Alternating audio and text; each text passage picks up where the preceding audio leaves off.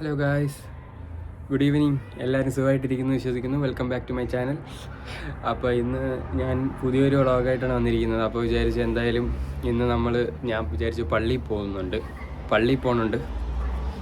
അപ്പോൾ പള്ളിയിൽ പോയി നിങ്ങൾക്ക് എങ്ങനെയാണെന്ന് കാണിച്ചു തരാം.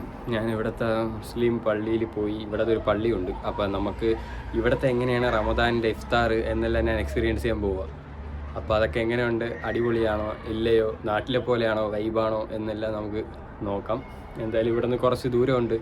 ഇപ്പോൾ ഇറങ്ങിയാൽ 7 മണിക്കാണ് ഇവിടെ. നാട്ടിൽ ഏകദേശം ഒരു 8:30 അവിടുത്തെ നോമ്പ് തുറ പള്ളിയിൽ. അപ്പം നാട്ടിലൊക്കെ ഇപ്പം നോമ്പ് തുറ ആയി, സമയമൊക്കെ കഴിഞ്ഞ്. പക്ഷേ ഇവിടെ ഇപ്പോൾ ആയില്ല, കുറച്ചുകൂടെ ലേറ്റാവും. ഇപ്പോൾ ഇവിടെ ഇപ്പോൾ ഇരുട്ടി വരണതേ ഉള്ളൂ, ഇതുവരെ ഇരുട്ടൂല. എന്തായാലും ഒരു 7-7:15 ആകുമ്പോഴേ ഇരുട്ടുള്ളൂ. അപ്പോൾ എന്തായാലും ഞാൻ നിങ്ങൾക്ക് ഒരു അടിപൊളി എക്സ്പീരിയൻസ് ആയിരിക്കും. നിങ്ങൾക്ക് പള്ളിയും കാണിച്ചു തരാം, എല്ലാം കാണിച്ചു തരാം ഈ വീഡിയോയിൽ. അപ്പോൾ വെയിറ്റ് ചെയ്യുക എല്ലാവരും. ഈ വീഡിയോ നിങ്ങൾക്ക് എന്തായാലും ഇഷ്ടപ്പെടും. അപ്പം നമുക്ക് നേരെ വീഡിയോയിലോട്ട് പോകാം. ഇതവിടെ പോണ വഴി കണ്ട കാഴ്ചയാണ്. ഇതിപ്പം ജസ്റ്റ് ഒരു വ്യൂ ആണ് അവിടെ പോണ വഴി. പിന്നെ ഇത് ഞാൻ അങ്ങോട്ട് പള്ളി നടക്കേണ്ട സമയത്ത് നിങ്ങളൊന്ന് കാണിച്ചത്, ഇവിടുത്തെ വ്യൂ ഒന്ന് കാണിച്ചത് ആ സമയത്ത്.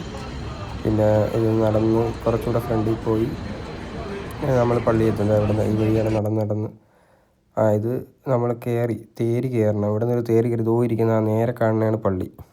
കാണുന്നുണ്ടാവും, ആ ലൈറ്റ് ഇട്ടിട്ട് ഒരു യെല്ലോ ലൈറ്റ് പോലെ. ഇത് പള്ളിയിലെ അകത്ത് എൻട്രൻസ് കയറുന്ന സ്ഥലമാണ്. ഇവിടെ ഷൂ വയ്ക്കുന്ന കാര്യങ്ങൾ ഇവിടെ മാനേജർ ഇരിക്കും.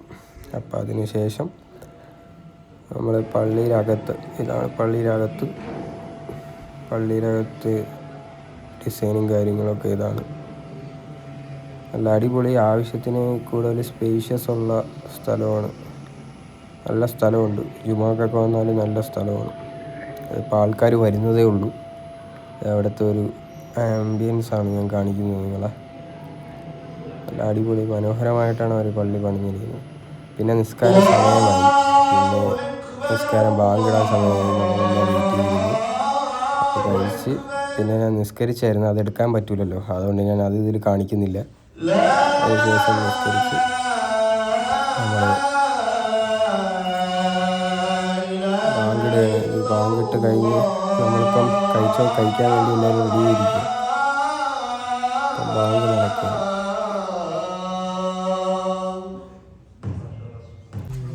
ഇതാ ഇഫ്താറിന് കൊടുത്ത ഫുഡാണ്.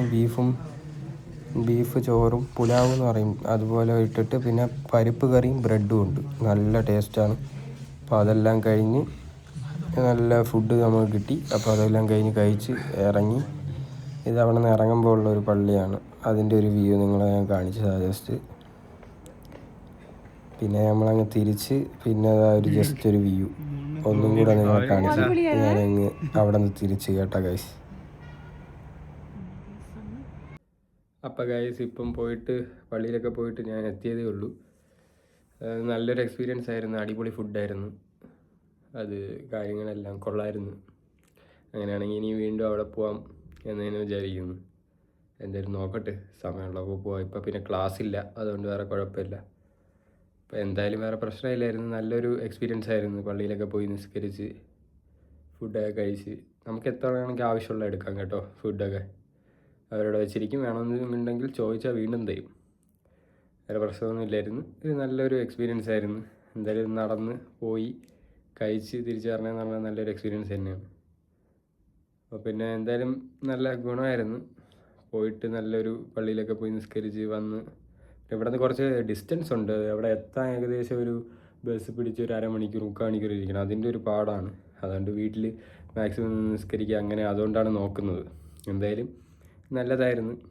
അപ്പം നിങ്ങൾക്ക് വീഡിയോ ഒക്കെ ഇഷ്ടപ്പെട്ടെന്ന് വിചാരിക്കുന്നു.